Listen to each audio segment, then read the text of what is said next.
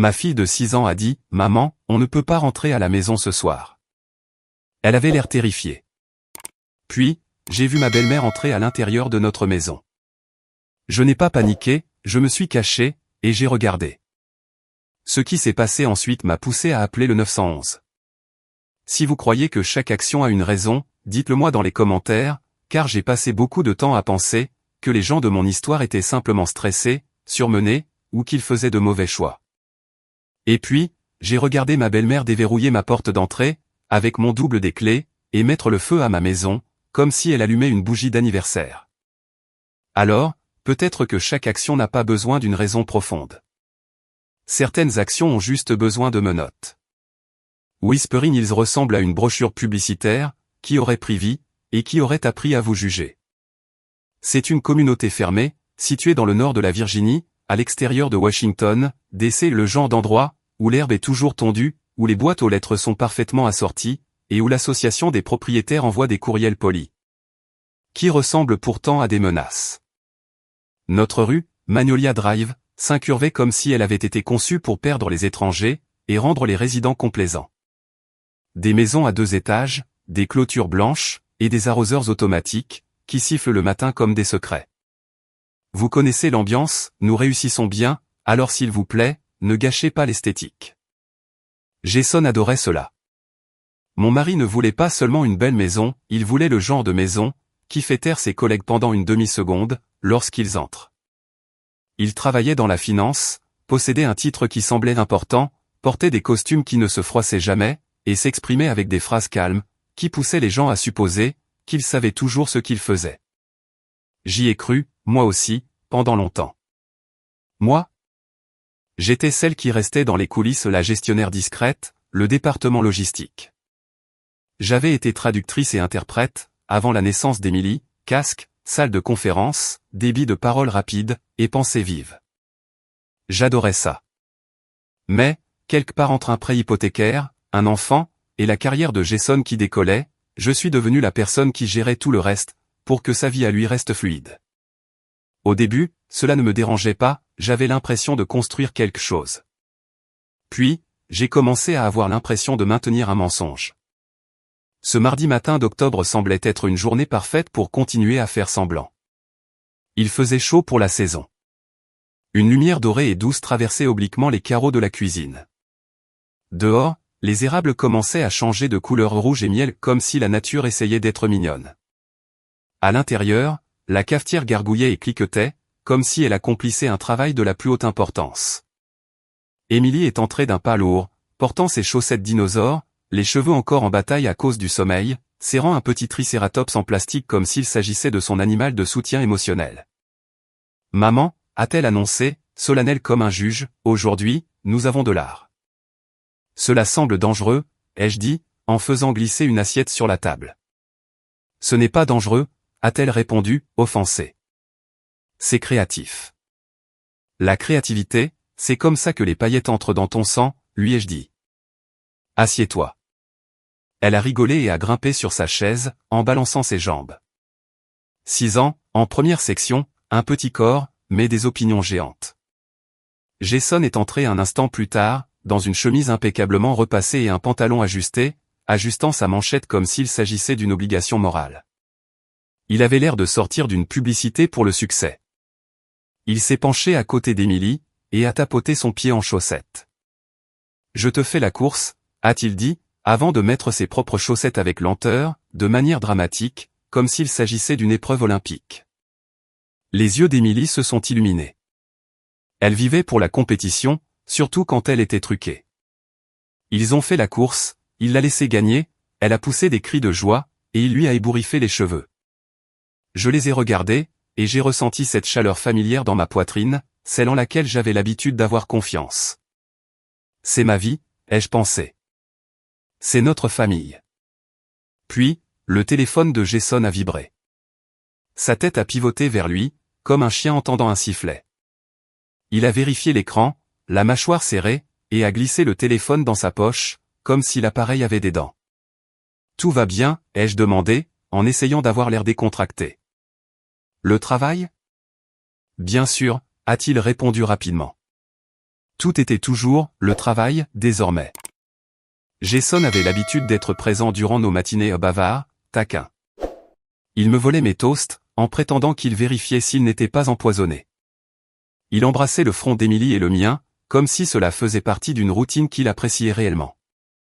Ces derniers temps, il traversait la maison comme s'il était déjà en retard pour quelque chose, même quand ce n'était pas le cas. Les fins de soirée tardives étaient devenues la norme et pas un retard de circulation, ou une réunion qui s'éternise. Je veux dire, en retard comme s'il ne voulait pas rentrer à la maison.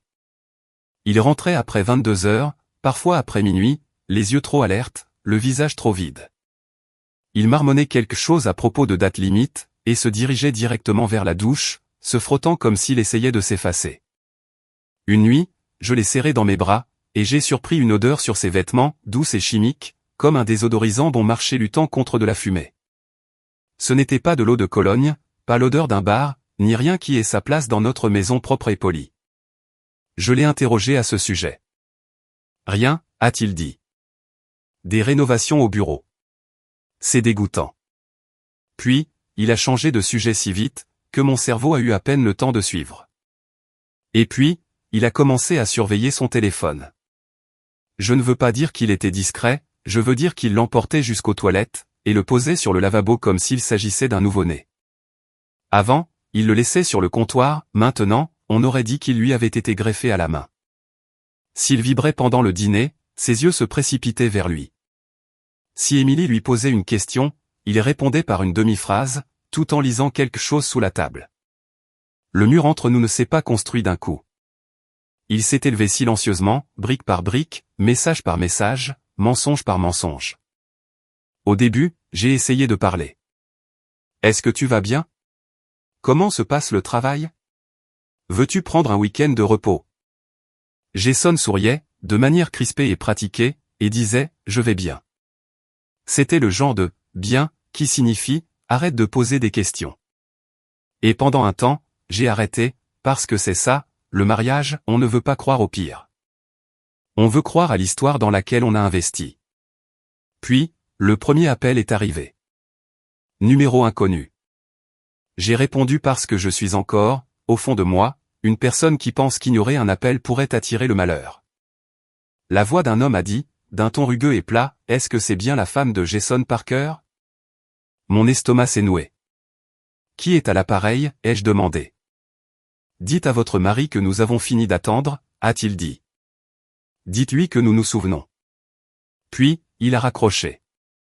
Aucune explication, aucun contexte, juste une phrase jetée dans ma cuisine comme un objet tranchant. Quand je l'ai dit à Jason, il est devenu pâle pendant une seconde, puis a forcé un rire qui semblait lui faire mal. « Une arnaque » a-t-il dit. « Ils font ça. Ils récupèrent des noms dans des fuites de données. Ne réponds pas aux numéros inconnus. » Je voulais le croire, alors j'ai essayé, mais les appels ne se sont pas arrêtés. Ils arrivaient la nuit. Ils arrivaient quand Émilie faisait ses devoirs à table. Ils arrivaient quand j'étais seul dans l'allée de l'épicerie, tenant un carton d'œufs, essayant de ne pas ressembler à la femme qui pourrait être ébranlée par une voix au téléphone. Parfois, il n'y avait que des respirations lourdes. Parfois, c'étaient des menaces déguisées en avertissements. Parfois, ce n'était que le silence.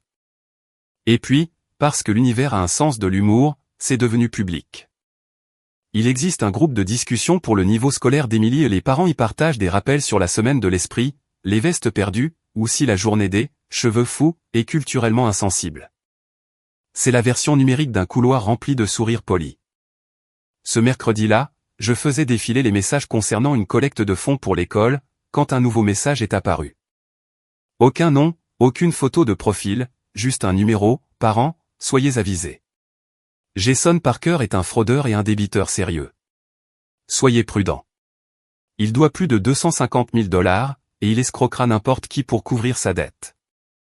J'ai fixé l'écran si longtemps que mes yeux ont commencé à larmoyer. Une minute plus tard, le message disparaissait. Supprimez ce qui est hilarant car, dans les groupes de discussion, les gens n'oublient pas, ils font des captures d'écran. La discussion est devenue silencieuse, de cette façon lente et poisseuse, qui me disait que tout le monde lisait, et décidait quel genre de personne j'étais. J'ai senti mes joues brûler. Mes mains tremblaient. Je suis entré dans notre salon, et j'ai regardé Émilie colorier à la table basse, fredonnant pour elle-même, totalement inconsciente que le nom de son père venait d'être jeté dans une fosse, devant 100 témoins. Le soir même, quand Jason est enfin rentré, je lui ai montré la capture d'écran. Il l'a fixée, le visage vide, et puis, quelque chose en lui s'est brisé, pas pour laisser place à l'honnêteté, mais à la rage. Ils essaient de me détruire, a-t-il dit. Est-ce que tu comprends? Les gens veulent vous voir tomber quand vous réussissez. Qui est ce il? Ai-je demandé, d'une voix basse. Les yeux de Jason ont lancé des éclairs. Reste en dehors de ça, Megan. Tu t'occupes de la maison. Tu t'occupes d'Emily. Laisse-moi gérer mon côté des choses. J'ai eu un rire, bref et amer. Ton côté des choses s'affiche dans une discussion de parents de CP, ai-je dit. Sa mâchoire s'est contractée. Tu ne fais qu'empirer les choses, a-t-il sifflé. Je me suis couché ce soir-là, avec mon téléphone sur silencieux, et mon cœur battant la chamade. Émilie est entrée dans notre chambre vers 21h, traînant son stégosaure en peluche, l'air ensommeillé. Papa, a-t-elle chuchoté, tu veux bien me lire une histoire? Jason n'a même pas ouvert les yeux. Pas ce soir, a-t-il dit. Émilie est restée là une seconde, à attendre, comme si elle pensait que, peut-être, il se souviendrait qu'il était son père.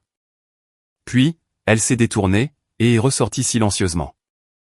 J'ai regardé sa petite silhouette disparaître dans le couloir, et j'ai senti quelque chose de froid s'installer dans ma poitrine. Pas encore de la peur, plutôt le premier signe d'alerte avant la fumée. Vendredi après-midi, je préparais le sac à dos d'Émilie, et je répétais mentalement mon sourire de façade, tout va bien, pour aller la chercher à l'école, quand la sonnette a retenti. C'était Diane. Ma belle-mère ne rendait jamais visite par hasard. Diane Parker arrivait comme une tempête avec du rouge à lèvres, des cheveux parfaits, un manteau parfait, des perles comme signe de ponctuation, et un sourire qui semblait poli, jusqu'à ce que l'on remarque qu'il ne faisait pas bouger ses yeux. Elle est entrée sans attendre d'invitation, car les limites n'avaient jamais été son fort. Megan, a-t-elle dit joyeusement, comme si nous étions des amis se retrouvant pour un brunch, j'étais dans le quartier. Nous vivions derrière une barrière avec un digicode. Être, dans le quartier, demandait de l'intention. Je lui ai offert un café, car j'apprends lentement. Diane s'est assise dans mon salon, et a fait ce qu'elle faisait toujours, transformer notre mariage en une évaluation de performance. Jason subit beaucoup de pression, a-t-elle dit, en remuant son café d'un air pensif. Les hommes comme lui ont beaucoup de responsabilités sur les épaules. Les hommes comme lui, comme s'il était d'une race rare et fragile. J'ai hoché la tête, car être en désaccord avec Diane, c'était comme argumenter avec un mur qui écrit des courriels. Et vous le soutenez correctement, a-t-elle demandé, la voix douce, mais le regard aiguisé. Et voilà le coup de couteau glissé avec un sourire. Je fais tout ce que je peux, ai-je répondu. Diane a penché la tête. Parfois, les hommes restent dehors tard, quand l'ambiance à la maison est tendue. Tendue, n'est-ce pas? Pas parce qu'ils cachent quelque chose, évidemment, mais parce que leurs femmes posent des questions. Comme c'est déraisonnable.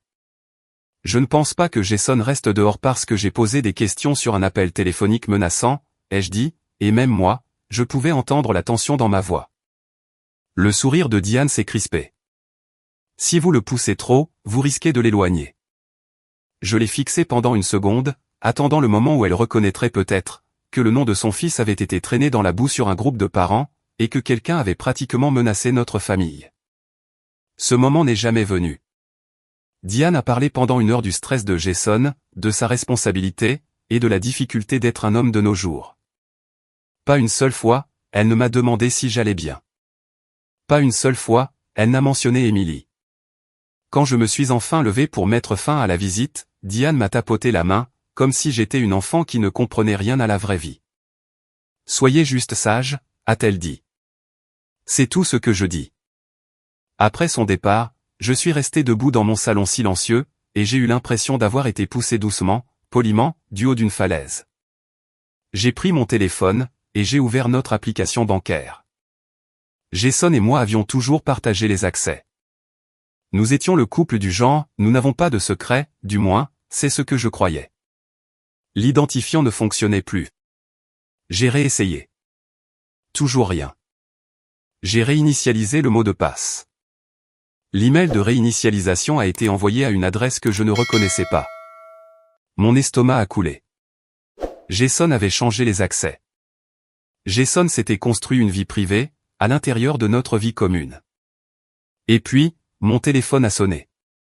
C'était une femme que j'avais rencontrée une fois, lors d'une fête de Noël d'entreprise, la femme d'un collègue de Jason. Nous avions parlé des écoles, de la météo, et nous avions fait semblant que les événements d'entreprise n'étaient pas insupportables. Sa voix était basse et pressée maintenant. Megan, a-t-elle dit, je suis désolée. Je ne devrais pas appeler, mais je m'inquiète. Encore ce mot, inquiète. Comme si mon mari était un appareil défectueux. Tout le monde s'en rendait compte. Il a emprunté de l'argent, a-t-elle dit. Pas à des banques, à des individus. Et j'ai entendu quelque chose à propos de paris sportifs, et le genre de personne avec qui il est impliqué n'est pas normal. Ma gorge s'est serrée. Pourquoi me dites-vous cela, ai-je demandé. Parce que si c'était mon mari, a-t-elle dit, je voudrais le savoir. Et parce que quelqu'un vient d'envoyer un message sur un groupe de parents, et ce n'est pas un hasard. C'est de la malveillance. Elle n'avait pas besoin de le dire, quelqu'un voulait humilier Jason. Et quand les gens veulent vous humilier, c'est généralement parce qu'ils veulent vous contrôler. Ce soir-là, quand Jason est rentré, je n'ai pas crié. Je n'ai pas jeté d'objets. Je n'ai rien fait de dramatique. Je me suis contenté de rester dans la cuisine, pendant qu'il se servait un verre d'eau comme si nous étions normaux, et j'ai posé une question simple, est-ce que tu joues? Jason s'est figé, juste assez longtemps pour que je voie la vérité passer dans son regard. Puis il s'est repris. Non, a-t-il lancé brusquement. Seigneur, Megan. Alors pourquoi des inconnus m'appellent-ils? Pourquoi quelqu'un a-t-il envoyé un message aux parents de la classe de mon enfant? Pourquoi est-ce que je ne peux plus accéder à notre compte bancaire? Ses yeux sont devenus vides. Tu fouines, maintenant, a-t-il dit. Je suis ta femme, ai-je répondu. Ce n'est pas fouiner. C'est une question de survie. Il a posé son verre assez fort pour le faire teinter. J'ai dit, reste en dehors de ça, a-t-il dit, d'une voix basse. Je l'ai fixé, réalisant quelque chose lentement et douloureusement, Jason ne se contentait pas de cacher des choses, il les choisissait, au détriment de nous. Je suis allé me coucher plus tard, avec Emily endormie à mes côtés. Elle s'était glissée dans mon lit parce qu'elle avait eu un sentiment bizarre. Et j'ai écouté Jason s'agiter en bas, bien après minuit. À un moment donné, je l'ai entendu chuchoter au téléphone. Sa voix était tendue et rapide. Et puis, j'ai entendu un mot qui m'a donné des frissons, maman. Le mardi matin est arrivé, à nouveau chaud. Une autre journée paisible à prétendre que rien n'allait mal. Dehors, Whispering Hills ressemblait à ce qu'il était toujours, des pelouses soignées, des voitures brillantes, des voisins faisant signe de la main avec la même amabilité pratiquée. À l'intérieur de notre maison, l'air semblait lourd, comme dans une pièce où quelqu'un vient de se disputer, laissant le silence derrière lui. J'ai préparé le petit déjeuner. Emily a mangé lentement, exceptionnellement calme. Jason a à peine touché à sa nourriture. Il vérifiait son téléphone, jurait entre ses dents, et le vérifiait encore. Son genou s'agitait sous la table, comme s'il alimentait un petit générateur. Je vais conduire aujourd'hui, a-t-il dit soudainement, en attrapant ses clés. Normalement, c'est moi qui conduisais. Nous avions une routine, déposer Jason à la station de métro, puis emmener Emily à l'école. Mais ce matin-là, il a insisté. Pourquoi, ai-je demandé. Une réunion, a-t-il dit. Je ne peux pas être en retard. Son ton avait à nouveau ce côté tranchant, assez vif pour couper court à toute curiosité. Alors, je l'ai laissé faire, car à ce stade, je faisais encore cette chose, où l'on coopère avec la personne qui vous blesse, dans l'espoir de maintenir la paix. Jason conduisait comme quelqu'un qui est poursuivi. Il vérifiait sans cesse l'horloge, son téléphone, le miroir. Emily était assise sur la banquette arrière, serrant son petit porte-clés porte-bonheur, un truc à paillettes qu'elle avait choisi lors d'une kermesse, et regardait par la fenêtre, comme si elle essayait de résoudre un problème trop grand pour elle. Nous nous sommes garés à la station. Les usagers passaient devant nous comme une marée, tasse de café, mallette, visage fatigué se dirigeant vers la ville. Jason est sorti rapidement. Il ne m'a pas embrassé. Il n'a pas regardé Émilie. Bonne journée, a-t-il lancé par-dessus son épaule, s'éloignant déjà, et puis il a disparu dans la foule, comme s'il ne nous avait jamais appartenu. Je me suis glissé sur le siège du conducteur. Mes mains étaient froides sur le volant. J'ai démarré la voiture, et c'est alors qu'Émilie a parlé. « Maman » a-t-elle dit doucement. J'ai jeté un coup d'œil dans le rétroviseur. Ses yeux étaient grands, sérieux. « Qu'est-ce qu'il y a, EM ?» Elle a pris une inspiration, comme si elle s'apprêtait à sauter d'un plongeoir. « On ne peut pas rentrer à la maison aujourd'hui. » J'ai cligné des yeux. « Quoi ? On ne peut pas » a-t-elle répété, la voix tremblant légèrement. « S'il te plaît. » Mon cœur a commencé à battre fort et vite. « Émilie, pourquoi dis-tu cela ?» Elle s'est penchée vers l'avant entre les sièges, et quand elle a repris la parole, elle a baissé la voix, comme si la voiture risquait de la dénoncer. « J'ai entendu papa, hier soir. Mon estomac s'est noué si vite que j'ai eu le vertige. Tu étais censé dormir, ai-je dit machinalement, car les adultes disent des bêtises quand ils ont peur. Je ne dormais pas, a-t-elle chuchoté. Je me suis réveillé. Je l'ai entendu dans le couloir. Il était au téléphone. Un froid glacial a envahi ma poitrine. Qu'est-ce que tu as entendu, ai-je demandé. Émilie a dégluti. Il a dit, dès que je les ai déposés, fais-le. Ma poigne s'est resserrée sur le volant. Il a dit, assure-toi qu'elles aillent à Costco. Ma bouche est devenue sèche. Et il a dit, fais en sorte que ça ressemble à un problème électrique, comme le câblage. J'ai fixé la route à travers le pare-brise, soudain incapable de voir quoi que ce soit d'autre, que ma propre porte d'entrée. Notre maison était récente. Le câblage était neuf. Nous avions vérifié chaque inspection nous-mêmes. Il n'y avait aucune raison pour un incendie, à moins que quelqu'un ne le provoque. J'ai forcé l'air à entrer dans mes poumons. Qui ? À qui parlait-il ? La voix d'Émilie a tremblé. À grand-mère Diane. Le monde a basculé. Diane. Le café. Les conseils.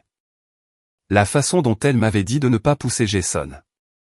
La façon dont elle avait parlé de sagesse.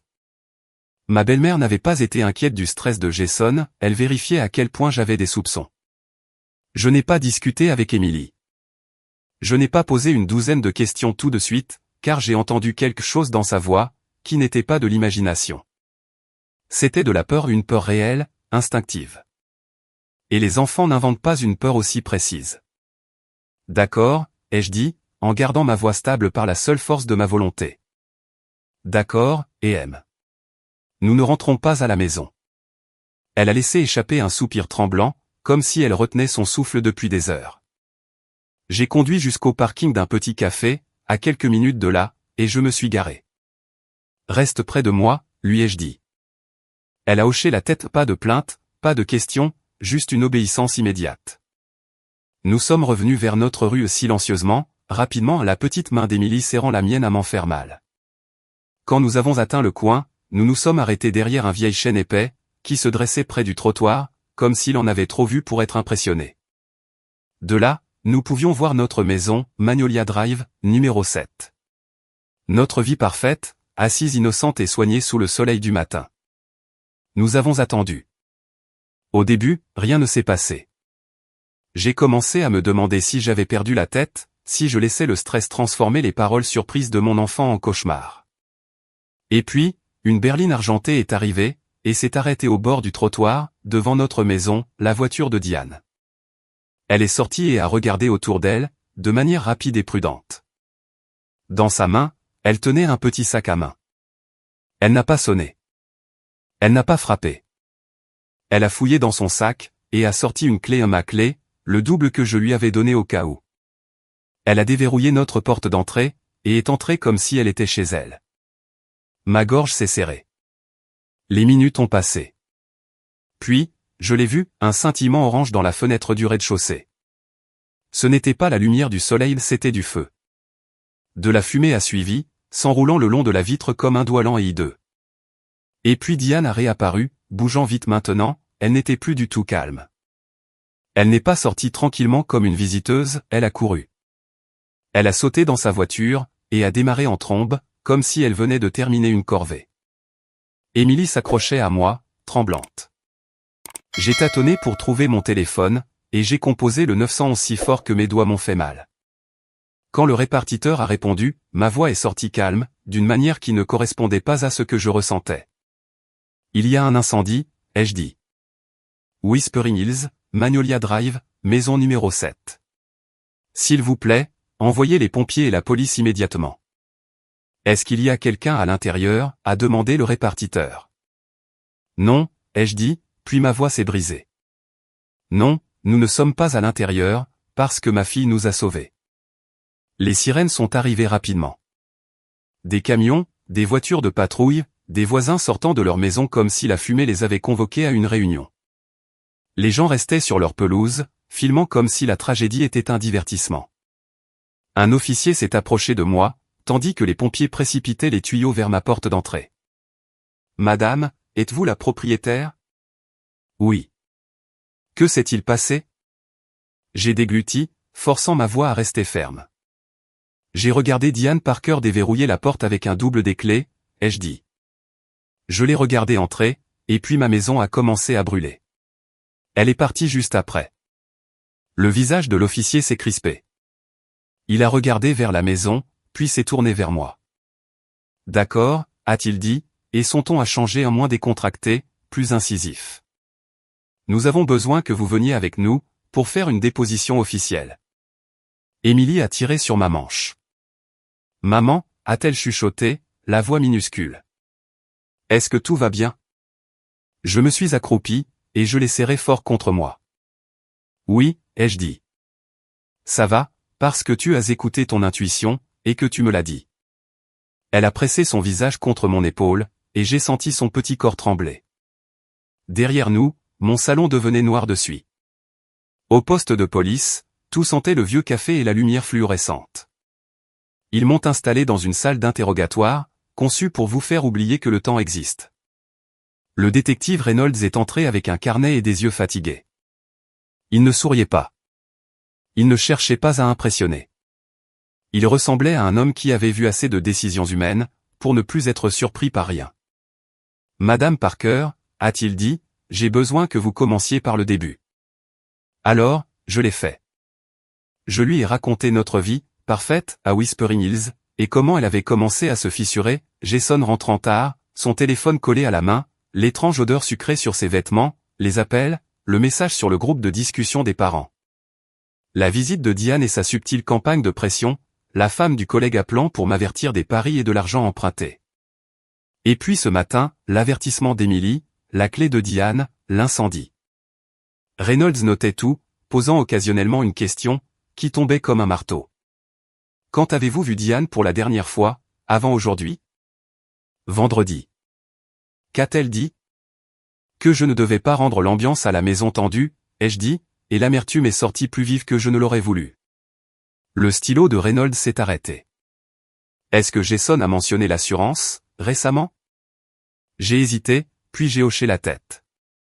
Il a insisté pour que nous augmentions notre police d'assurance habitation. Il a dit que la société de crédit immobilier l'exigeait. Reynolds a levé les yeux vers moi. Avez-vous vérifié cela? J'ai dégluti. Non. Parce que j'avais fait confiance à mon mari. Parce que j'avais vécu dans ce mensonge chaleureux et confortable, où la confiance ressemble à la sécurité, jusqu'à ce que ce ne soit plus le cas. Un peu plus tard, un homme en uniforme de pompier est entré à un expert en incendie, calme et direct. Il m'a interrogé sur le câblage, les prises, si nous avions eu des problèmes électriques. Non, ai-je répondu. C'est une maison récente. Rien n'a jamais été défectueux. Il a hoché la tête lentement, comme s'il connaissait déjà la réponse. Puis la porte de Reynolds s'est rouverte, et un autre officier s'est penché à l'intérieur. Nous tenons Diane Parker, a-t-il dit. On l'a récupérée à son appartement. Elle refuse de parler, elle demande un avocat. Reynolds a acquiescé une fois. Et Jason Parker, a-t-il demandé. Interpellé à son bureau, a dit l'officier. Il ne le prend pas très bien. Bien sûr que non. Jason ne gérait pas bien les conséquences, il préférait le contrôle. Quelques minutes plus tard, je l'ai aperçu dans le couloir, les mains menottées, le visage pâle, les yeux paniqués. Quand il m'a repéré, sa voix est devenue désespérée. « Megan » a-t-il crié. « S'il te plaît, laisse-moi t'expliquer. » Je n'ai pas bougé. Je ne me suis pas précipité vers lui. Je ne l'ai pas réconforté, parce que ma maison avait été la proie des flammes. Parce que ma fille tremblait dans mes bras. Parce que sa mère s'était enfuie de ma porte d'entrée, comme si elle venait de terminer un travail.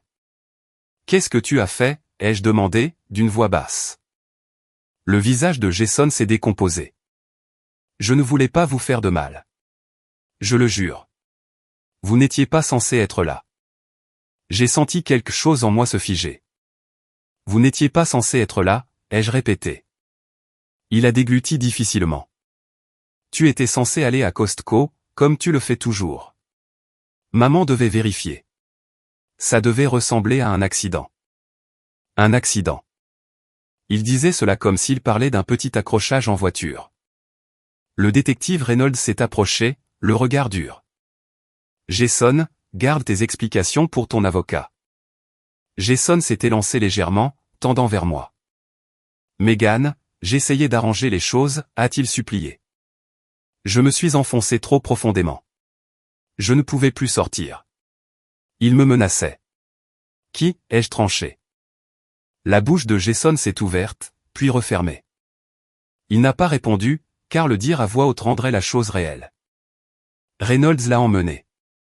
Je me suis rassise et j'ai fixé la table, les mains tremblantes. Emily était avec une gentille voisine, qui avait accepté de la surveiller un moment, car je ne pouvais pas traîner ma fille de 6 ans dans un commissariat toute la journée.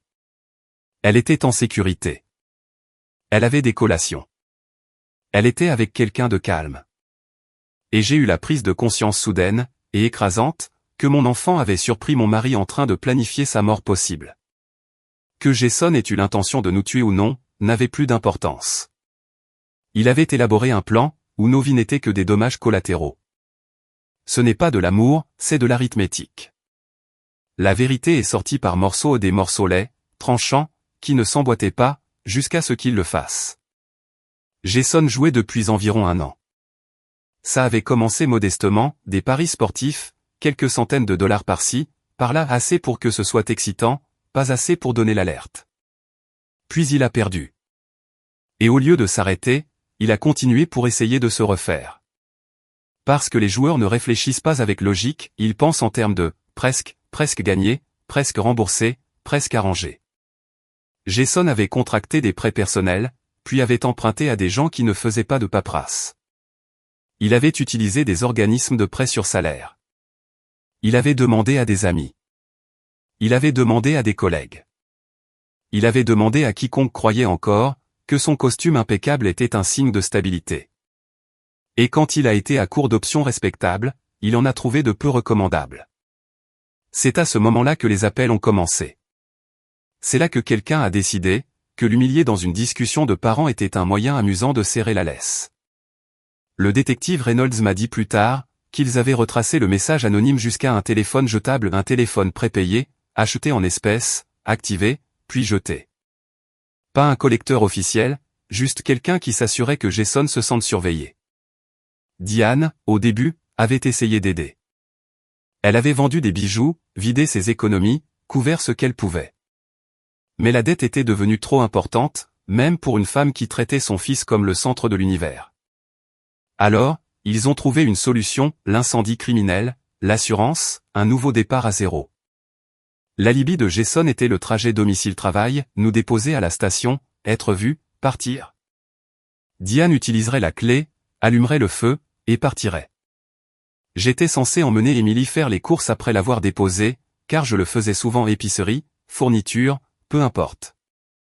Une routine assez prévisible pour y construire un crime. Le plan était détaillé, la sécurité ne l'était pas. Il n'y avait aucune garantie réelle, qu'Emily et moi ne rentrerions pas plus tôt. Aucune précaution, aucune seconde vérification et juste un vague appel pour confirmer, qui n'a apparemment pas eu lieu, parce que ma fille a parlé et a brisé leur scénario. Reynolds m'a dit que les procureurs n'étaient pas d'humeur à rire. quand on met délibérément le feu à une maison qui pourrait raisonnablement contenir des personnes, on ne peut pas se cacher derrière le prétexte, elle n'était pas censée être là. Au tribunal, l'avocat de Jason a essayé de le dépeindre comme un homme désespéré. L'avocat de Diane a essayé de la dépeindre comme une femme manipulée par son amour maternel. Le juge n'a semblé impressionné par aucune de ses excuses. Jason a accepté un accord de plaidoyer, 8 ans de prison pour fraude à l'assurance, incendie criminel, et des accusations liées au risque qu'il a créé. Parce que, je ne voulais pas, n'efface pas ce qui aurait pu arriver. Diane a pris 5 ans en moins que Jason, mais assez pour l'écarter de son rôle de marionnettiste familial pendant un bon moment. Je n'ai pas assisté à toutes les audiences. Je n'en avais pas besoin. J'avais déjà vu Diane s'enfuir de ma maison en feu. J'avais déjà vu le visage de mon mari quand il avait dit « Vous n'étiez pas censé être là ». C'était tout ce dont j'avais besoin pour tourner la page. La partie concernant l'assurance a pris plus de temps. Évidemment. Les compagnies d'assurance ne signent pas de chèques simplement parce que vous pleurez joliment. Ils ont enquêté. Ils ont posé des questions. Ils ont envoyé des experts. Ils ont fouillé dans les cendres, comme des archéologues cherchant des mensonges.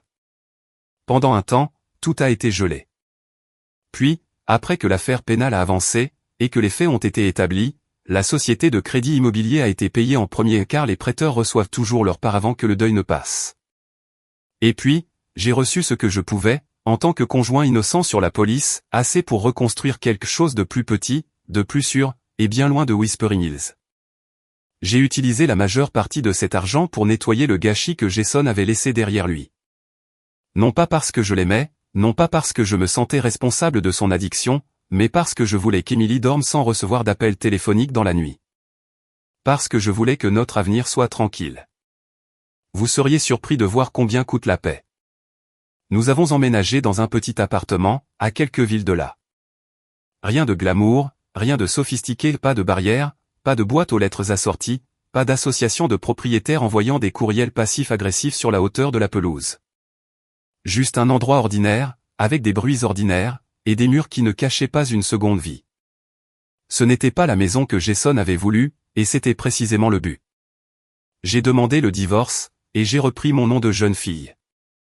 La paperasse semblait stérile et des lignes, des signatures et un langage juridique, qui ne pouvaient pas capturer ce que l'on ressent, quand on réalise que son mariage était fondé sur le secret. Mais quand ce fut terminé, j'ai respiré plus librement. J'ai repris le travail, aussi, des projets de traduction et d'interprétation à distance, le genre de boulot qui me rappelait que j'avais encore un cerveau, et une colonne vertébrale. L'argent n'était pas faramineux, mais chaque chèque semblait propre. Emily a commencé une nouvelle école. Elle ne parlait pas beaucoup de l'incendie. Les enfants font ça, ils absorbent les traumatismes silencieusement, puis vous surprennent des années plus tard, avec une seule phrase qui vous coupe le souffle. Mais parfois, quand elle pensait que je ne regardais pas, elle jetait un coup d'œil à la porte d'entrée, comme si elle la vérifiait. Certaines habitudes ne s'effacent pas rapidement. Un après-midi, des mois après le déménagement, elle est rentrée et a déposé son sac à dos près de la porte, avec un soupir qui semblait bien trop adulte pour un enfant. « Maman », a-t-elle dit, s'animant soudainement, « je me suis fait un ami. »« C'est bien », ai-je répondu, en posant le courrier. « Comment s'appelle-t-il » ? « Ethan », a-t-elle annoncé, comme si c'était important. Bien sûr que ça l'était, à 6 ans, puis 7 une fois l'année passée, l'amitié est un miracle que l'on veut rapporter immédiatement. J'ai souri, et j'ai écarté une mèche de cheveux de son visage. « Est-il gentil ?» ai-je demandé. Emily a hoché la tête vigoureusement. « Il partage ses goûters. »« C'est pratiquement de l'amour », lui ai-je dit. Elle a rigolé. Et pendant un instant, le monde a semblé redevenir normal. Pas parfait, pas sophistiqué, mais réel. Plus tard cette nuit-là, Emily s'est glissée dans son lit et a serré fort son stégosaure en peluche. « Maman », a-t-elle demandé en somnolant, « est-ce qu'on est en sécurité maintenant ?»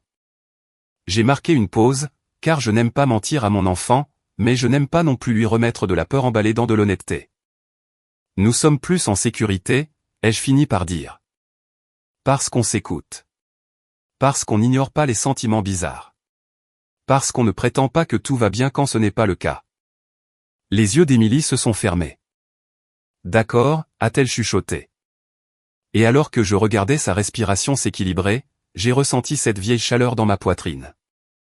Cela ne venait pas d'une maison parfaite, ni d'un mari en costume, mais de ceci, du fait que ma fille de 6 ans avait entendu le danger dans le noir, et qu'elle avait parlé malgré tout, du fait que je l'avais écoutée. Alors, si vous vous demandez ce que j'ai appris de tout cela, c'est simple, parfois, la chose la plus effrayante n'est pas que les gens puissent vous mentir, c'est combien de temps on peut vivre à côté d'un mensonge, et l'appeler son foyer. Dites-moi, si vous aviez été à ma place, auriez-vous fait confiance à votre enfant et seriez-vous resté à l'écart? Ou seriez-vous rentré à la maison, comme n'importe quel autre matin? Dites-le moi dans les commentaires. Et si vous voulez plus d'histoires comme celle-ci, n'oubliez pas de vous abonner.